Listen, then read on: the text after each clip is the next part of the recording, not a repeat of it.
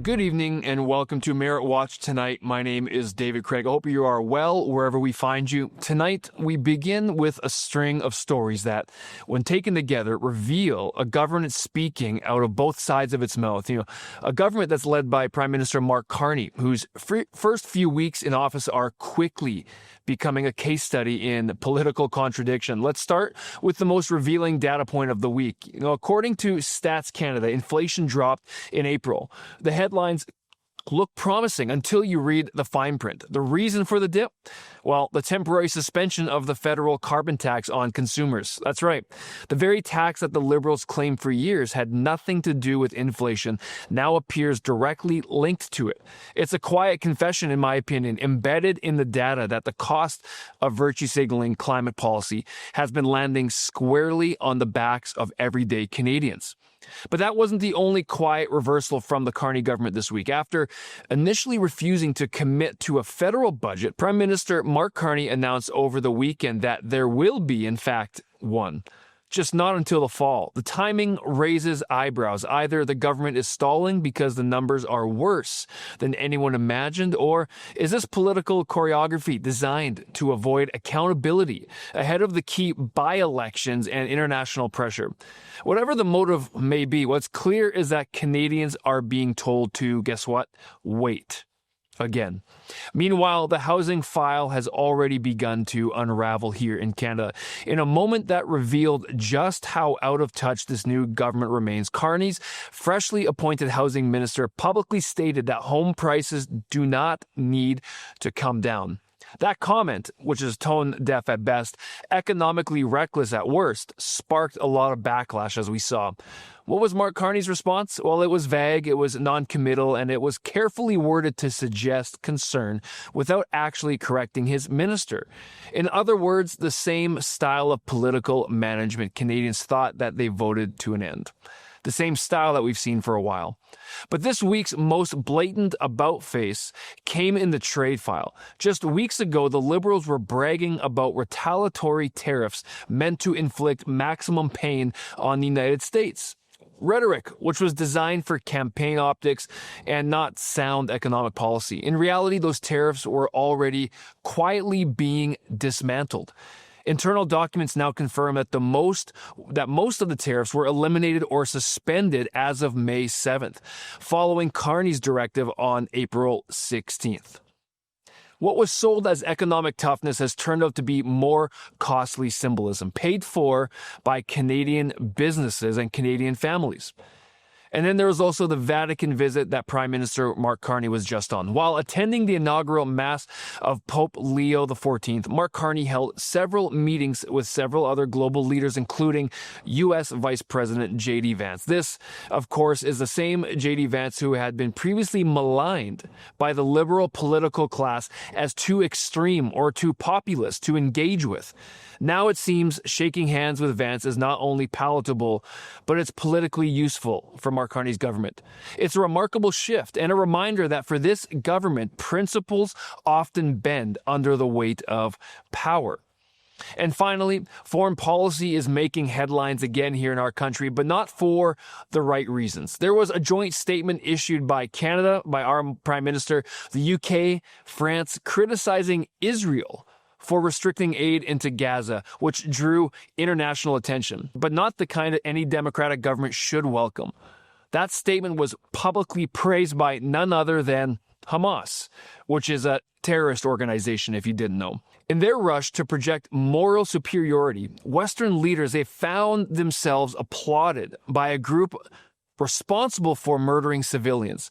It's a kind of diplomatic failure that doesn't just stain Canada's reputation abroad, it confuses the public at home. Let's be honest about it.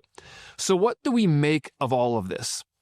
A prime minister who delays economic clarity, a cabinet that can't communicate a consistent position on affordability, a government that quietly reverses its policies while publicly doubling down on them, and a foreign affairs approach that seems more concerned with applause than actual principle.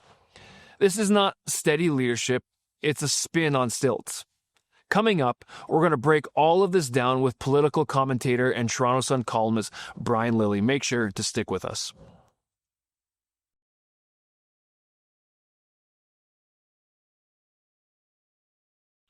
Well, welcome back to Merit Watch tonight. Prime Minister Mark Carney was just in Rome meeting with U.S. Vice President JD Vance as they were talking about trade relations moving forward as well. Mark Carney also suspended counter tariffs on U.S. despite running on the fact that he wasn't going to do that. He's going to fight U.S. tariff for tariff.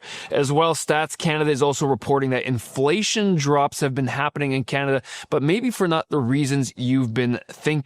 Here to unpack it all is a friend of ours, Brian Lilley, political commentator as well, Toronto Sun columnist. Welcome, Brian. Hi, good to see you again. Brian, let's start with the last one regarding inflation. Inflation's been a big topic here in Canada, and Stats Canada is telling us that the inflation rate has dropped in April, but the reason behind it is the consumer carbon tax was dropped. But Brian, I do believe and remember that the Liberal government has been saying that there is no relation between inflation and the consumer carbon tax. Can you let us know your thoughts? Look, it was a matter of dispute for the Trudeau government. Mark Carney, now the Prime Minister, leading the same Liberal government that Justin Trudeau led, had also defended the carbon tax against it being inflationary. The only reason, of course, that Mark Carney got rid of the carbon tax, well, it didn't get rid of it yet. He says he will once Parliament resumes, but he reduced the rate to zero, was because he said it had become too divisive. But we all knew that adding costs onto fuel, that was going to increase the price of goods. And we saw that over the years. Now, the inflation rate in March was 2.3%. The inflation rate in April dropped to 1.7%. And it's not me saying that this was partly due to the carbon tax dropping. It was Statistics Canada saying that. Now, we also know that right at the beginning of April, of course, we had what Donald Trump called Liberation Day, imposing taxes around the world. That created a lot of market chaos. I don't have to tell anyone based in Alberta what that did to the price of oil, a precipitous drop, causing problems for your provincial economy and provincial budget. But all of that to say that part of the drop was due to the consumer carbon tax being dropped to zero on April 1st. Now, food inflation is still up at about 3.8%. That is much higher than it is in the United States. We'll have to see if that comes down in the future, because we do know that the carbon tax had an impact on the price of food, the price of just about everything. But dropping it in the month of April clearly had an impact on the inflation rate, despite years of the Trudeau government telling us, no, don't believe your lying eyes. This is good for you. Brian, Mark Carney reversed course after initially stating that there will not be a budget this year. And I know there was a lot of outrage among citizens and media outlets regarding this, but he did change course and announce that there will be a budget coming out this fall. Why do you think the change of heart? So, this was really interesting. PM Carney announced his cabinet on Wednesday. There was the good, there was the bad, there was the ugly. People gave their different reviews of it. But there's a lot of positive reviews of the cabinet. Maybe not from me, but some others. And Francois-Philippe Champagne is the new finance minister. And he comes out on Thursday, the first cabinet meeting, and tells reporters, they're asking him, well, when will the budget be? And he's like, oh, no, we're gonna bring in the middle tax cut. We're gonna have the speech from the throne, and then we'll have a fall economic statement. What? No budget? No, we'll have a fall economic statement. And so it was like that from Thursday until the weekend, when Prime Minister Carney's in Rome speaking to reporters, and he gets asked about this, and he changes his tune. So he left it for several days. As I say in my column, he allowed Frankie Bubbles, which is my nickname for the finance minister, he allowed Frankie Bubbles' exuberance to spill over for days, with everyone thinking there was no budget. This isn't good for the economy. It's not good for our credit rating. And then Mark Carney had to put a cork in it and clean up on aisle 3. He came out and said, no, we're going to have a budget, but it will be in the fall. Now, look, I think they could still do a budget this spring. The finance department is filled with highly skilled people who would be able to go out there and do the right thing, come up with a budget, come up with it quickly. The reason that they won't is political. But when pressed, Prime Minister Carney did come up with some valid reasons for why putting it off to the fall is a good idea.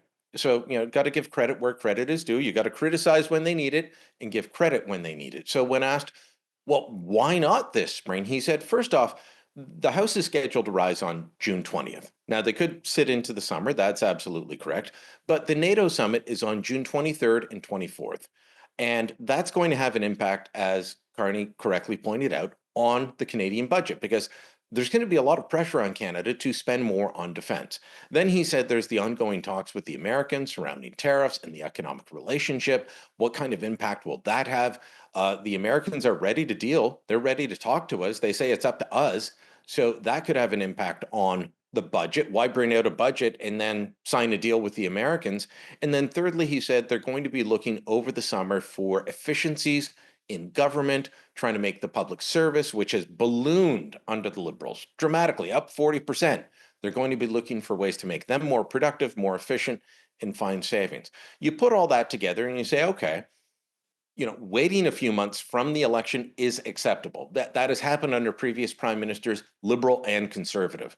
But saying that we didn't need a budget until next year, that was completely unacceptable. So a compromise, meet in the middle, sometime late September, early October, a budget will come out. Brian, Mark Carney had to do a little bit of cleanup over this past weekend after his newly appointed housing minister had stated that housing prices don't necessarily need to come down. But the prime minister didn't exactly say prices needed to drop. He only actually hinted at it. What can you tell us about that? Well, so look, what is the problem with housing affordability? Houses cost too much. The government's kind of caught in a pickle. They were just elected by people mainly over 55, people in the boomer cohort who were worried about the value of their assets, their retirement savings, and their home, which is everyone's biggest purchase, their biggest asset, right? For most of us, that is our biggest asset. And that cohort is worried about, what do you mean prices have to drop? This is my nest egg. I can't afford for the home that I paid $75,000 for to drop from 1 million down to 869,000. I need that money to retire. And so they don't want the prices to go down. But if prices don't go down, can someone living in Vancouver, in Toronto, in Calgary, in Edmonton, can young people who are priced out of the market afford to buy in? Well, not necessarily. And so Gregor Robertson, the former mayor of Vancouver, who oversaw a dramatic increase in the price of housing while he was mayor. And of course, municipalities have the greatest responsibility for housing and housing policy and driving up the cost through development charges. He just said, no, we don't need to see housing prices come down. Carney came out and he said, we've got to look at the whole thing, affordability prices. You don't necessarily want people's existing homes coming down, but can we find ways to make it more affordable for young people? So he's trying to thread the needle. He's trying to play both sides. This was not a great moment for his government, neither Gregor Robertson's comments nor his attempt at cleanup. It is just one of many cleanups that they've had to do over the past couple of weeks. And, it's a bit of a mess out there. Brian, it was revealed to us last week that despite saying that Mark Carney was using counter tariffs to execute a maximum pain effect on Americans, but in essence, it inflicts pains on Canadians, the Carney government then approved eliminating or suspending most of the tariffs on April 16th, and they never actually took place in effect until May 7th. This move doesn't seem to be consistent with the elbows up rhetoric that the Liberals have been using throughout their campaign, does it? Elbows up, right? I mean, this is what we heard all through the election. And yet 12 days before voting day, the Carney government moved to either reduce, eliminate, or suspend tariffs on 97% of goods that were going to be tariffed. So, we've effectively got our tariff rate at zero, which is what the Americans wanted. And yet all through the campaign, so the April 16th, by the way, I want to point out that was the date before the French debate. April 18th was the English debate. Mark Carney didn't talk about that there. He talked about the same thing, imposing maximum pain on the Americans. You rightly point out it imposes pain on Canadians. But this was the rhetoric that he talked about. Now, he did make a mention of we're moving off dollar for dollar tariffs. And some Liberals are saying, see, well, no, he said it during the election. You guys just didn't catch it. No, that is something completely different. We were never going dollar for dollar under the Trudeau plan nor the Carney plan. So don't be too cute by half. You guys said one thing. You said elbows up. You said inflict pain on the Americans, but not Canadians. And then you lowered them. And guess when they took effect? The day after Mark Carney went to the White House. So, you see that picture of the Carney and Trump standing side by side with the thumbs up.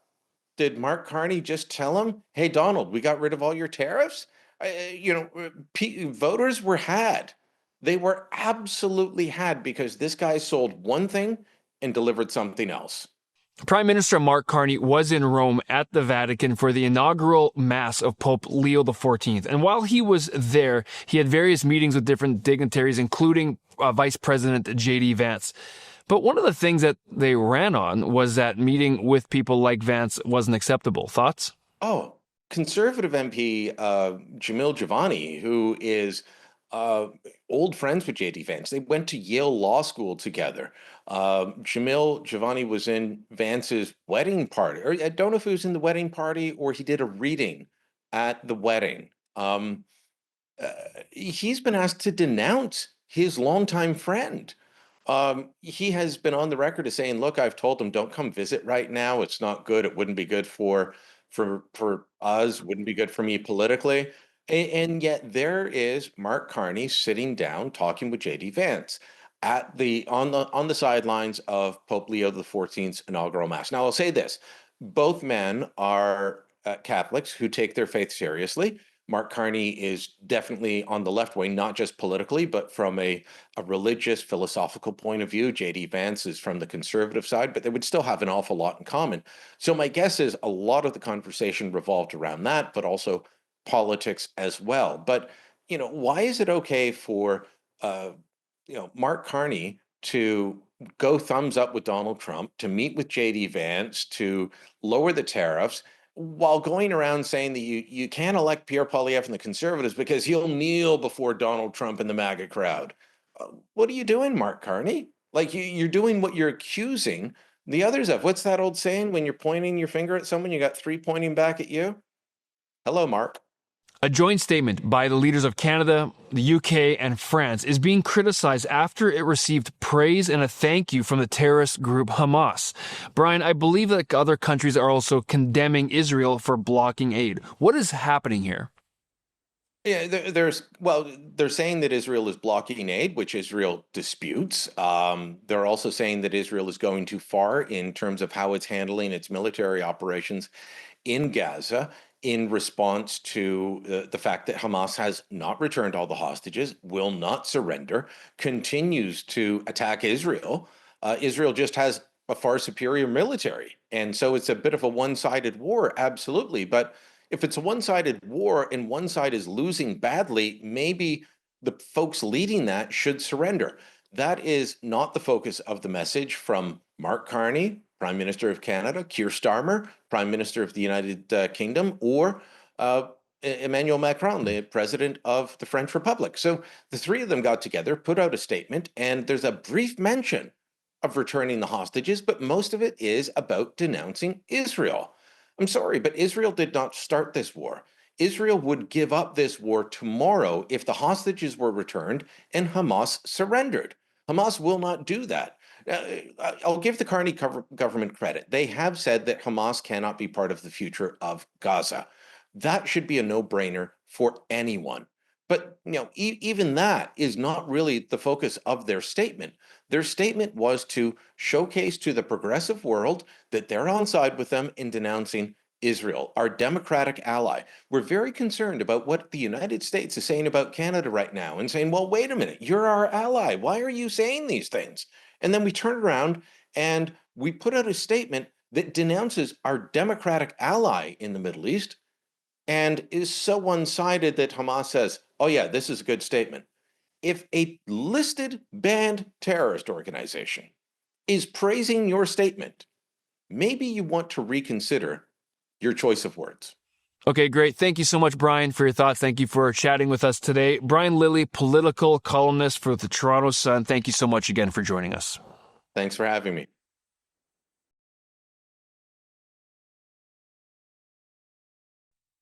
Welcome back to Merit Watch tonight. What a great time hearing Brian Lilley's thoughts and comments on several issues that we did need to go through and connect, because it's important for citizens to be informed of what is happening, to hear different takes on the events of Prime Minister Mark Carney and his Liberal government and his newly appointed Liberal cabinet, how they are conducting themselves when it comes to international trade, when it comes to relations with the U.S., when it comes to having meetings with foreign dignitaries. Are they putting the best foot forward for Canada? What does it look like when you're talking with these geopolitical challenges, when you're looking at terrorist organizations like Hamas and Israel and relationships with the UK and France and how this all goes together? But the question I wanted to pose as we were walking through tonight's episode, looking through all these issues, is the big question of this new Liberal government. We can debate whether the term new is actually correct or not, but there's a new face on the Liberal government. And are they more of the same? So far, and we have to, only way we can judge a government and people is by their track record, meaning what do they do? We can't judge their intentions. There's no way that we can know other people's intentions, but we can judge the track record. We can see what have they done? Have they done what they said they're going to do? And so far, we've seen a couple, in my opinion, mistakes in the sense of delaying budgets, having ministers speaking out about affordability when it comes to housing, saying that prices don't necessarily need to drop, having a complete reversal on how to handle the United States. Now, I'm all for good relations and putting your best foot forward, and I've always advocated for building a relationship with the U.S. and strengthening our ability to trade. But it seems a complete departure when you run on something the opposite, like Mark Carney and the Liberal government did. It's very important to understand these things and stay on top of it, but we will keep you informed as you keep watching Merit Watch tonight. Thanks for joining us. Have a good evening.